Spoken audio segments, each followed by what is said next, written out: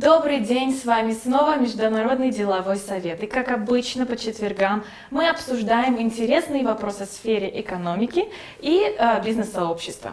Сегодня наша тема посвящена развитию лизинга в Кыргызстане.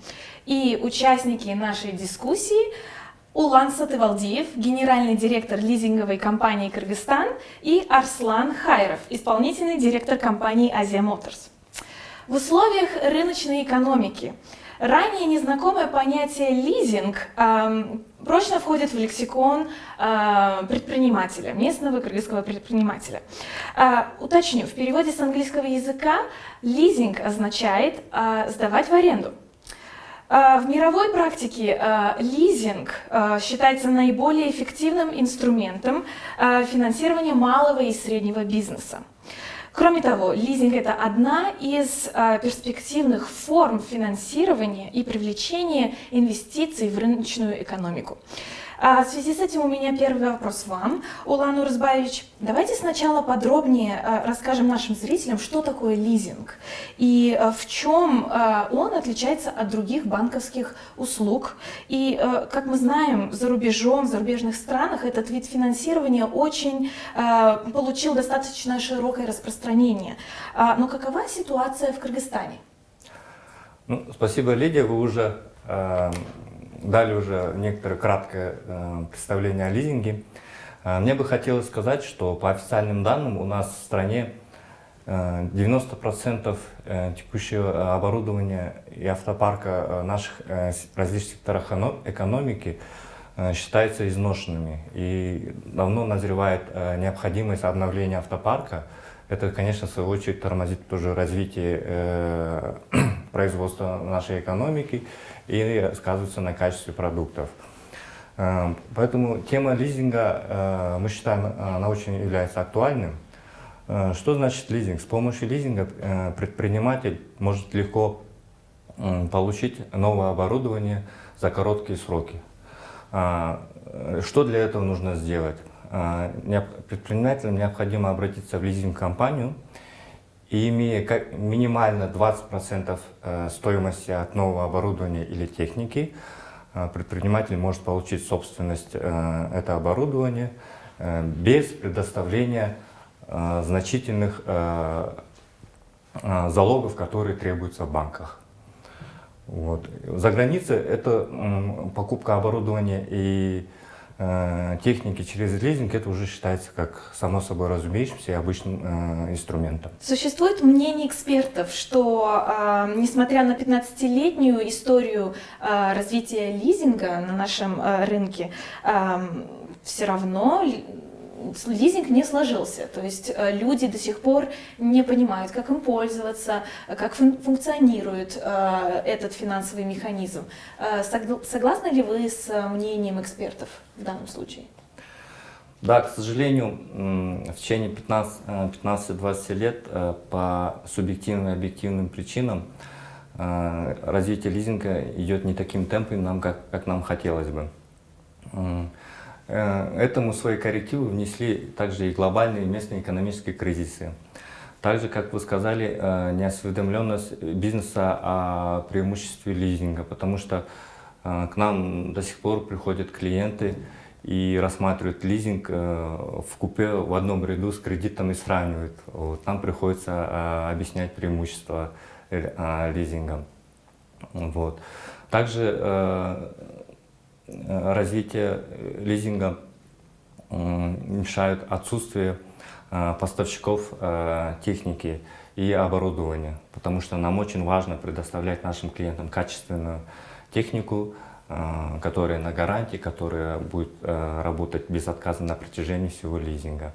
Вот. У нас уже появились некоторые партнеры, но нам хотелось бы, чтобы в Кыргызстане вендоров, официальных дистрибьюторов техники и оборудования присутствовали больше. Арслан Умирзакович, расскажите, пожалуйста, более подробно о деятельности Азия Моторс, вашей компании, и какие проекты вы на данный момент осуществляете с лизинговой компанией «Кыргызстан». И, может быть, у вас еще есть какие-то проекты также в будущем. Не могли бы вы поделиться планами Азия Моторс? Компания Азия Моторс существует на рынке Кыргызстана уже более 9 лет. Asia Motors является официальным дистрибьютором таких брендов, как Mercedes-Benz, Renault, Hyundai коммерческая техника, легковая техника. И в апреле текущего года компания Asia Motors получила статус официального дистрибьютора строительной техники Hyundai. Хорошо, интересно. А какие именно проекты вас объединяют с компанией Кыргызстан? В лице лизинговой компании Кыргызстан мы получили очень надежного партнера, именно финансового института, который помогает нам реализовать все наши планы. Действительно, на рынке Кыргызстана сейчас сложилась ситуация такая, что не все банки, еще не все компании готовы предоставить такой высокий уровень услуг финансовых. Преимущество лизинговой компании Кыргызстан, что мы в первую очередь отметили, это оперативность рассмотрения заявок, это отсутствие каких-либо бюрократических проволочек, это очень справедливая оценка и понимание всех процессов бизнеса. Мой следующий вопрос касается обоих участников. Как лизинговые компании участвуют в инфраструктурных проектах Бишкека и страны в целом? Вот мы знаем о совместной программе Asia Motors и компании Кыргызстан, лизинговой компании, по лизингу легковых коммерческих автомобилей и специальной техники. Вот приобретение коммерческого транспорта с помощью лизинга становится все популярнее в Кыргызстане. Расскажите пожалуйста, последние наиболее значимые сделки. Я бы хотел, у нас было очень много интересных проектов, хотел бы выделить два проекта. Первый – это связан непосредственно с производством. Все мы знаем, что за 20 лет наша экономика Кыргызстана приоритетом являлась торговлей. В связи с вступлением Евразес возникла необходимость при ориентации нашей экономики из торговли между Китаем и Россией и Казахстаном, переориентация на переход на производство. И мы очень приветствуем проекты, когда наши клиенты хотят начать производство. У нас к нам обратился один клиент, который уже 20 лет торговали обувью, которую импортировали из Китая и перепродавали в регионы Кыргызстана и в Казахстан.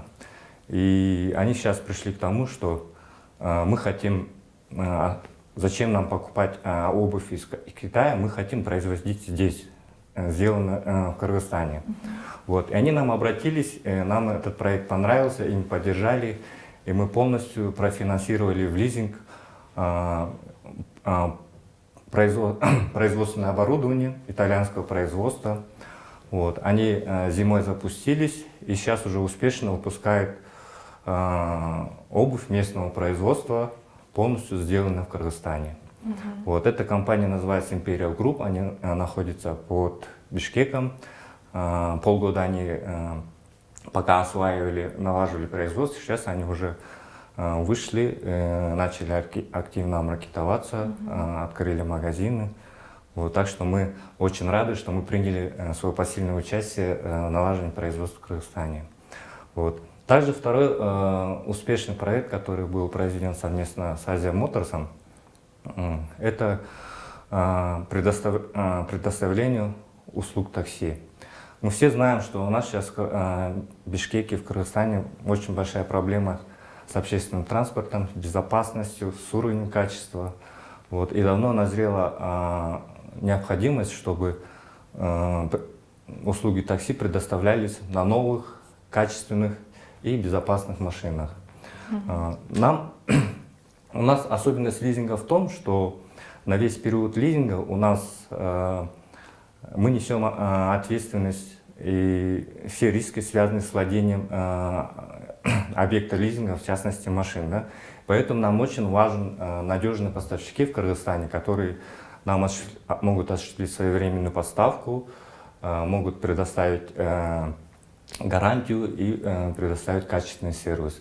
Вот в этом плане одним из наших надежных партнеров является компания Asia Motors, и они предложили нам такси как вариант хорошей модели машины марки Renault Logan для осуществления этого проекта Number Taxi.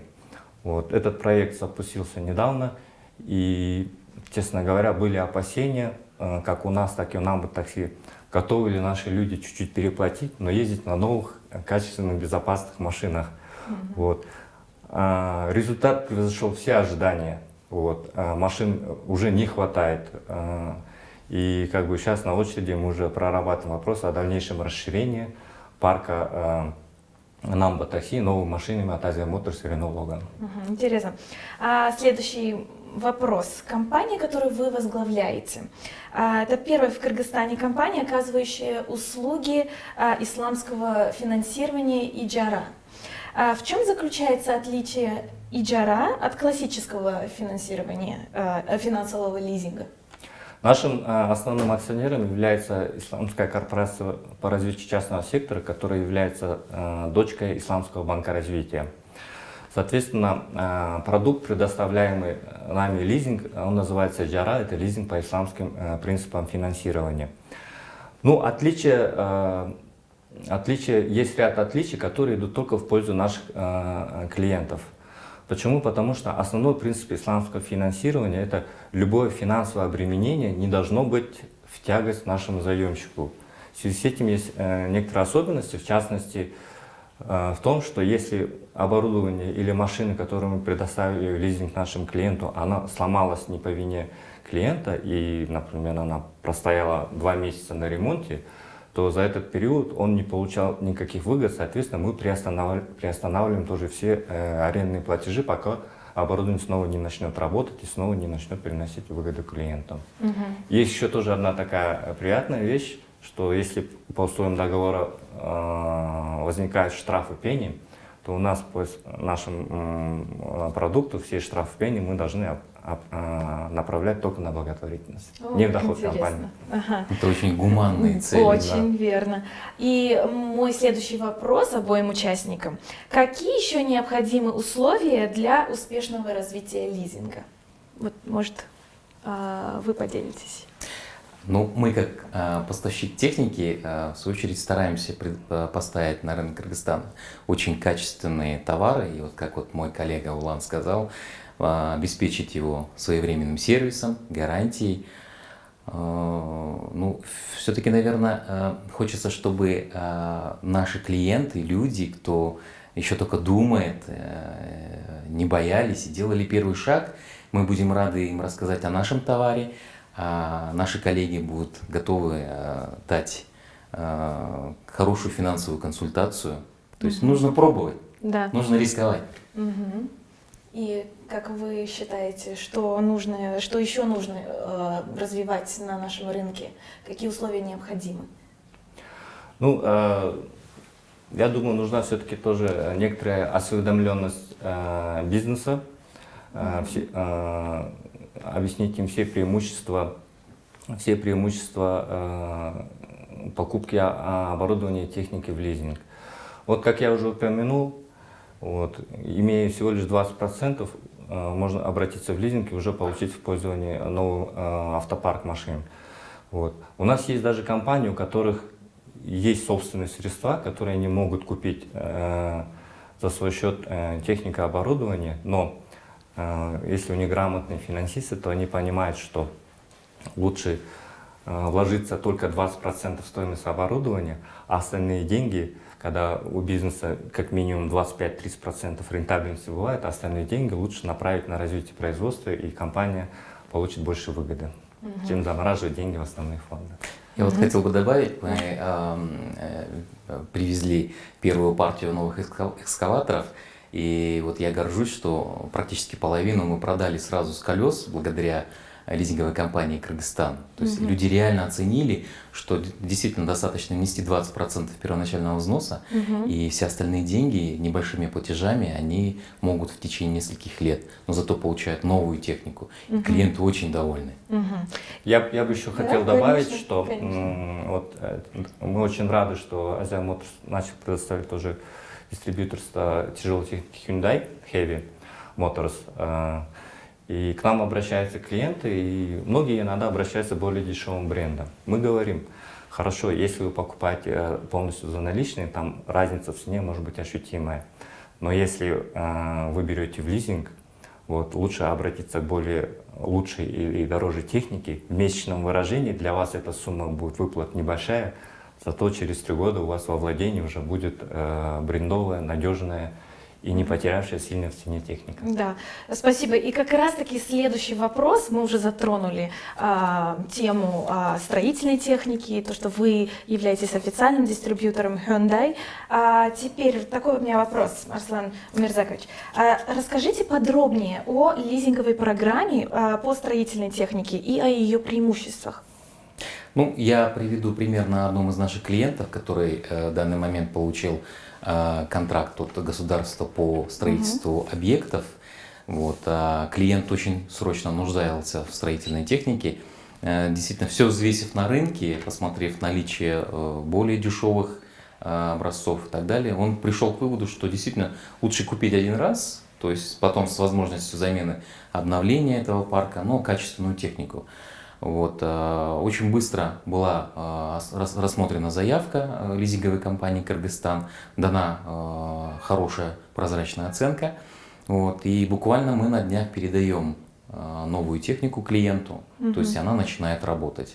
Вот у нас в пути сейчас уже новые заказы, которые есть размещены, и мы с радостью хотим объявить, что у нас клиенты, практически 70% клиентов – это именно клиенты, кто покупает через лизинг.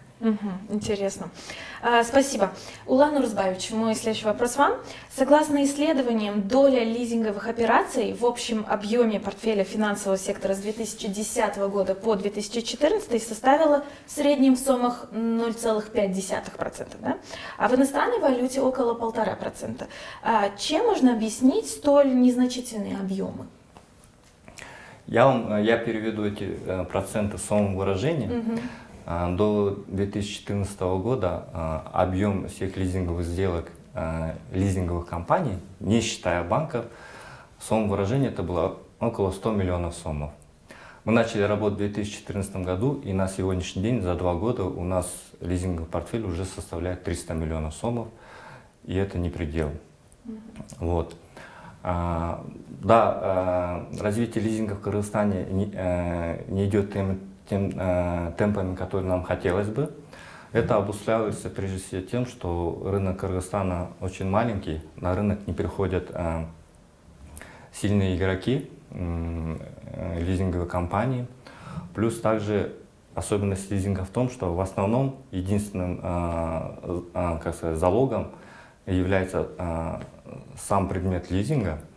Вот. И мы считаем, что основную долю лизинга это должно быть производственное оборудование, а в связи с тем, что Кыргызстан маленький, любое производственное оборудование у нас, к сожалению, априори становится неликвидным активом. Поэтому в банке тоже в связи с этим сильно не заинтересованы развивать лизинговый продукт.